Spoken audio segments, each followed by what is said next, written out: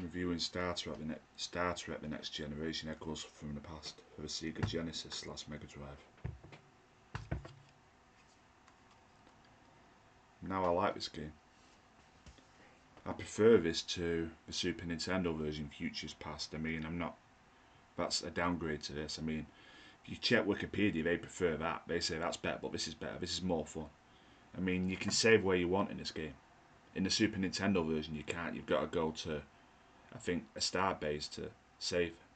And you could get killed, and then you've got to do 20 minutes you've already done. I mean, on the way there, you get attacked way too much in that version. Where in this one, you can get out of attacks. Where in that one, you can't. So you could do a level in the Super Nintendo version. You get killed because you lose a fight. Because enemies are strong in that version. And you're forced to do it in that version. In this version, you can just drive off in your spaceship, but in the Super Nintendo version, if you get into a fight, you've got to fight until you lose, or which is a game over, or you win.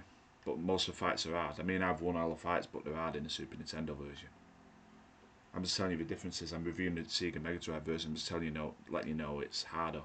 The Super Nintendo version. I'll review that version later down the line. It's a downgrade to this version. This version's better.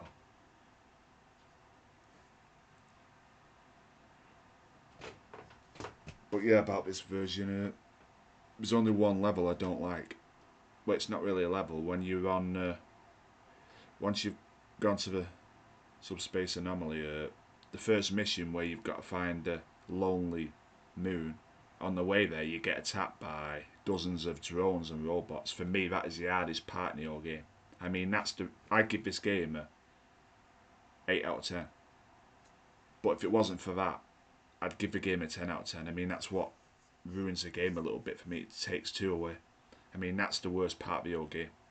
For me, it's too many drones, and then robots are a pain in the ass. I mean, so the drones, I mean, you can just get killed so easily. Even when you upgrade your engines and power, you still get killed. So it's vitally important you save before then. Luckily, you can save in this game where you want. That's a great thing about this fantastic game. I'm giving it an 8 out of 10. Even though it's not 10 out of 10, I'm still calling it a fantastic game because it's got plenty of fun levels. But that's the worst level where, well, it's not even a level where you're on the way to that level and you get attacked by drones at first, then robots. You've got to kill 3 robots and more drones, but the drones are easier. But you can get killed so easily, and that part pisses me off. That's the reason I don't give a game a 10 out of 10. And there's another part of the level that's hard, but not as bad as that. An hard level what you can skip, what you've got to do in the Super Nintendo version, where you've got to rescue people who've been captured by the Shodak. You don't have to do it in this version, you can just skip it. But I've done it. I beat this game numerous times actually.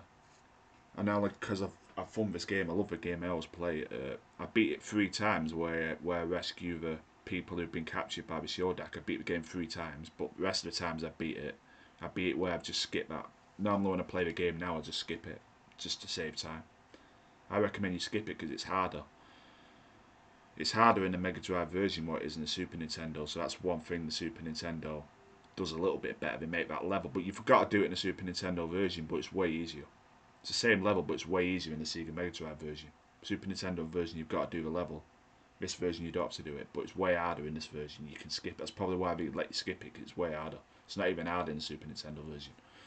And there's another part of the game in this game where people complain about, where you go over Orange Gamma 3B and you've got to rescue all the people who've been captured, and you've got to find numerous minerals, and you've got to do that. You won't complete the game without it. Normally I just go on Wikipedia and find out where they are.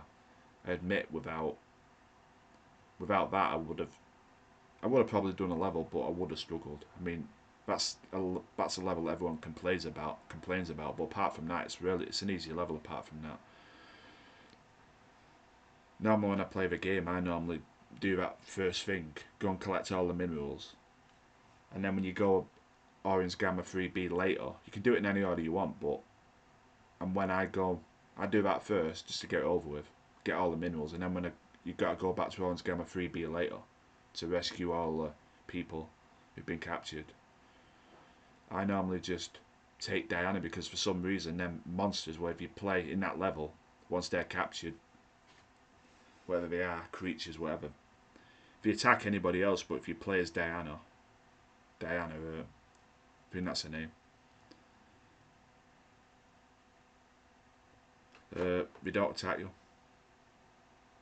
I don't know why that is. They don't attack you. If you play anybody else, they attack you. So I just normally go on my own with her and leave everyone else. Just go on my own with her and leave everyone else behind. It's the easiest way to get through the level. And that part can be difficult too, where you've got to find out where they are and you've got to go to the next elevator. That can be difficult too. Not as hard as a mineral part, but it's still annoying. A lot of people don't like the Orange Gamma 3B level for them two reasons. But the worst part of the game is, I'll say again, that part with where you're on the way of once you've been of a subspace anomaly, first mission where you're on the way there and you've got to fight them drones and robots. And before you ask, can you skip it? Can you leave and come back? No, they'll still be there. You can't skip the level. I've never done it. When I first played it, I tried to skip it, but no, you've got to do it. That's the worst part of the whole game for me. That's what kind of ruins the game a bit. It's an 8 out of 10, but would have been a 10 out of 10 if they like cut that level out or made it more fair, less drones, less robots. That's the worst part of the game, even worse than the level that you don't have to do, even though that's hard. That part with the robots and the drones is the hardest part of the game, even harder than that level what you can cut, in my opinion. But yeah, what else can I say? It's based on the great series of the same name. I've got the series, absolutely love the series. I'm a massive Star Trek fan. I love this game. I give it an 8 out of 10, and it's definitely better than Futures Past. Ignore what Wikipedia says. They think that's a better game. This is a better game. I'll review Futures Past later down the line, but this is a better game. So yeah, what else do you do? You go icy levels to collect the 3 things to fight the final. To get the ending, you've got to collect 3 shards. I think that's what they are, and then once you beat them, you can complete the game. But yeah, one of the levels is an icy level, and that's a fun level. There's a level early in the game where it's like a music level where you've got to pick Diana and Captain Picard, otherwise people won't tell you the truth and you won't be able to complete the level. You've got to find Damon Randa. I think that's his name. It's not any enemies in the level. It's a simple level, but I like that level. It's a fun level. There's other levels too. It's a fun game. Give it a go. Definitely, it's a great game. I give it an 8 out of 10. I recommend you give it a go.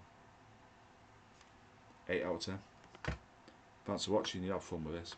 If you've not played it already, you'll have fun with this, and play this over the Super Nintendo version of Futures Past.